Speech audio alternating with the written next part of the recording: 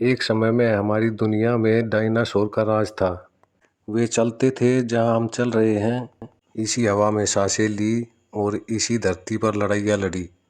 इन बड़े विशाल दैत्यकार डायनासोरों ने हमारी धरती पर करीब 14 करोड़ सालों तक राज किया। इन डायनासोरों की कई हजार प्रजातियां थी, जिसमें कुछ शाकाहारी और कुछ मांसाहारी और कुछ शांत स्वभाव के डायनासोर थे। वहीं कुछ डायनासोर काफी हिंसक और खतरनाक थे। ये उस समय के सबसे सफल जीव थे। लेकिन फिर अचानक ऐसा क्या हुआ, ऐसी क्या घटना हुई कि इन जीवों का नामो निशान मिट गया। इसे जानने के लिए हमें करोड़ों साल पीछे जाना होगा और डायनासोर के उस अंतिम दिन को करीब से देखना होगा। तो चलते हैं आज से 65 मिलियन साल पहले, यानी 6 करोड़ 50 लाख साल पीछे। ओ बाउली बूच डट जा। आज से 6.5 करोड़ साल पहले धरती पे मौसम सामान्य था और धूप चारों तरफ बिखरी हुई थी। लंबे लंबे पेड़ों से टकराती हुई समुद्र की ठंडी हवाएं और डायनासोरों के चिल्लाने और चिंगाड़ने की आवाजें। जब ये सारी डायनासोर प्रजाति अपना संपूर्ण जीवन पृथ्वी पर व्यतीत कर रही थी, तब 10 करोड़ साल पहले ही इनकी किस्मत लिखी जा चुकी थी। 10 करोड़ साल पहले एक एस्टेरॉयड का टुकड़ा दूर अंतरिक्ष से आ रहा था। वह पृथ्वी से लगभग 20 करोड़ मील दूर मंगल और बृहस्पति ग्रह के बीच एक एस्टेरॉयड से टकरा जाता है और उसकी दिशा पृथ्वी की ओर घूम जाती है।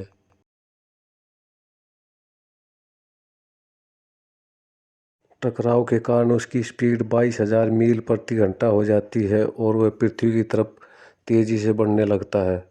जब ये पृथ्वी से 3,84,000 किलोमीटर दूर था तो शायद डायनासोर का पृथ्वी से अंत ना होता, यदि यह एस्टेरॉयड पृथ्वी के उपग्रह चांद से जाके टकरा जाता।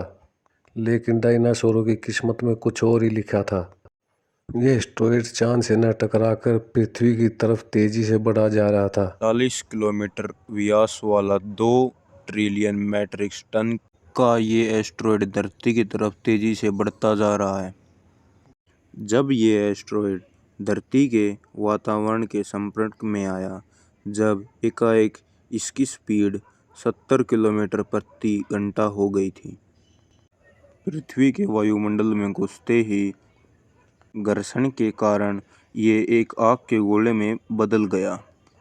उसके बाद इस एस्टेरॉयड ने अंटार्कटिका ओशियन को सिर्फ 4 मिनट में कंप्लीट कर लिया और इस भयानक आग को देखकर वहाँ के सभी के डायनासोर की आंखों की रोशनी भी गायब हो गई और इससे जो निकलने वाली यूवी रेज, अल्ट्रा रेज, उन्होंने वहाँ का वातावरण को बहुत गर्म कर दिया। ये उस उल्कापिंड को महसूस कर रहे थे पर देख नहीं पा रहे थे। कुछ ही क्षण के बाद ये मेक्सिको की खाड़ी के पास धरती से टकरा गया। लगभग 35,000 डिग्री सेल्सियस वाला एक विस्फोटक होता है। इस टकराव का विस्फोट लगभग 10 हाइड्रोजन बम के बराबर था।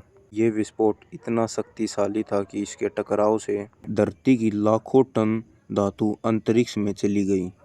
टकराव वाली जगह पर 180 किलोमीटर चौड़ा और 20 किलोमीटर गहरा गड्ढा बन गया। विस्फोट के कारण इस गड्ढे का सारा मेटल आसमान में धूल के बादल बनकर उड़ गई। 16 मिनट और 40 सेकंड के बाद धरती के अंदर 11.1 तीव्रता की भूकंपीय तरंगें उठने लगी। इस वजह से समुद्र में विशालकाय लहरों का निर्माण हुआ और एक के बाद एक समुद्र में सुनामी की लहरों का निर्माण होने लगा। भूकंपीय तरंगों ने सारे सक्रिय ज्वालामुखियों को एक्टिव कर दिया, जिसके कारण जगह जगह डायनासोर का विनाश होने लगा। धरती के विनाश की प्रक्रिया चालू हो चुकी थी। इस महाविस्फोट में रेडिएशन की मात्रा इतनी बढ़ गई थी कि इसके 800 किलोमीटर की रेंज में आने वाले सारे जीव जंतु भाप बनकर उड़ गए। अगर आज के समय में ऐसा भयानक विस्फोट हो तो हमारे साथ क्या होगा? सबसे पहले तो आधा अमेरिका भाप बनकर उड़ जाएगा और लगभग 40 करोड़ लोगों का जीवन लगभग समाप्त हो जाएगा। अगले कुछ मिनट में विस्फोट से निकले गर्म मलबे से कनाडा और दक्षिण अमेरिका में तबाही मच चुकी होगी। शायद इन देशों में कोई भी इंसान इस तबाही से बच पाएगा। पृथ्वी के बाकी हिस्सों में तबाही तुरंत शुरू नहीं होगी।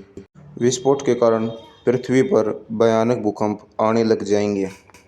भारत में 11 मैग्नीट्यूड की रफ्तार से भूकंप आना आरंभ हो जाएंगे। इतनी तेज भूकंप का सामना इंसानी प्रजाति ने कभी नहीं किया है। हमारे सभी निर्माण टूटकर ध्वस्त हो जाएंगे। शायद कुछ और मिनट लगे, फिर सुनामी की 500 से लेकर 300 फीट ऊंची सुनामी की लहरें उठेंगी जो बची कुची इंसानियत को भी तबाह कर देगी। आधा दक्षिण भारत पानी से लबालब हो जाएगा। दुनिया भर में 300 करोड़ आदमी डूब कर मारे जाएंगे। इससे पहले कि पिघले हुए लावे की बारिश हो, बचे हुए लोगों को बंकरों में जाके शरण लेनी होगी।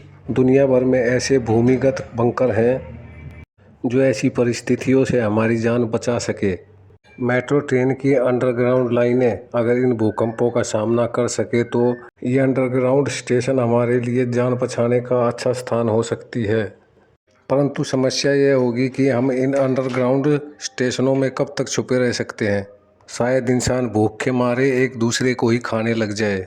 ऐसे बंकर जो लंबे समय तक सुरक्षा प्रदान कर सके विश्व में बहुत ही सीमित मात्रा में है। ऐसे बंकरों को परमाणु विस्फोट के समय अपनी जान बचाने के लिए विकसित देशों ने बनाया हुआ है। रूस और यूरोप के अनेक देशों ने ऐसे बंकरों का निर्माण किया है जो पूरे शहर के नीचे फैले हुए हैं। यहाँ इस तरह का भोजन भी स्टॉक किया जा सकता है जो कई सालों तक खराब नहीं होता। इन बंकरों में अमीर आदमी ही रह सकते हैं, गरीब इंसान का तो यहाँ नंबर भी नहीं आएगा। दोस्तों, जो इंसान अपनी जान बचाने में कामयाब भी हो गए तो उनके लिए आगे का जीवन आसान नहीं हो पाएगा। सभी फसलें नष्ट हो जाएंगी। अम्लीय वर्षा से सारे तालाब दूषित हो जाएंगे। आने वाले 10 से 15 सालों तक सूखा और अकाल सबसे बड़ा कातिल साबित होगा। वैसे ये सब दोस्तों कल्पनाएं थी, असल में ऐसा कुछ नहीं होने वाला। पृथ्वी की समस्या से अपना दिमाग हटा लीजिए और अपने माता पिता की सेवा कीजिए।